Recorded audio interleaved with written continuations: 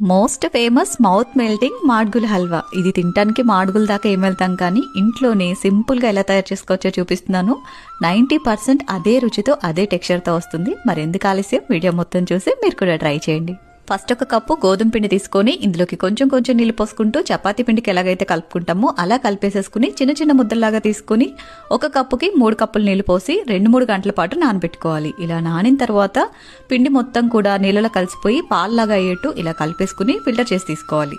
ఈ మిగిలిన పిండిలోకి కూడా ఇంకొక కప్పు నీళ్లు పోసి చక్కగా కలిపి ఫిల్టర్ చేసి తీసుకోండి. ఇలా ఫిల్టర్ చేసుకున్న పాలని ఒక 1 అవర్ పాటు పక్కన పెట్టేసేయండి. పాలకి పాలు నీళ్ళకి నీళ్లు సపరేట్ అవుతాయి. పైన నీళ్ళొంచేసి చిక్కటి పాలను మాత్రం రెడీ చేసుకోండి. నెక్స్ట్ కడాయిలోకి 1 స్పూన్ నెయ్యి వేసేసుకుని సన్నగా కట్ చేసిన జీడిపప్పు పలుకులు వేయించి తీసుకోండి. ఇదే నెయ్యిలోకి అరకప్పు పంచదారను కూడా వేసి క్యారమెల్ లాగా ప్రిపేర్ చేసుకోవాలి. ఇలా ప్రిపేర్ చేసుకున్న క్యారమెల్ లోకి ముందుగా రెడీ చేసి పెట్టుకున్న గోధుమ పాలు వేసేసి లో ఫ్లేమ్ లో దగ్గర పడేంత వరకు ఉడికించుకోవాలి. నెక్స్ట్ ఒక కప్పు పంచదార కూడా వేసేసి పంచదార మొత్తం కరిగిపోయి మళ్ళీ దగ్గర పడేంత వరకు లో ఫ్లేమ్ లోనే ఉడికించేసుకుని కొంచెం ఇలాచీ పౌడర్ అలాగే 1 టేబుల్ స్పూన్ నెయ్యి వేసి కలుపుకుంటూ ఉడికించుకోవాలి. హల్వా నెయ్యి మొత్తం పీల్ చేసుకున్న తర్వాత మళ్ళీ 1 టేబుల్ స్పూన్ నెయ్యి వేసుకుని ఇలా దగ్గర పడి నెయ్యి సపరేట్ అయ్యేంత వరకు కుక్ చేసుకోవాలి.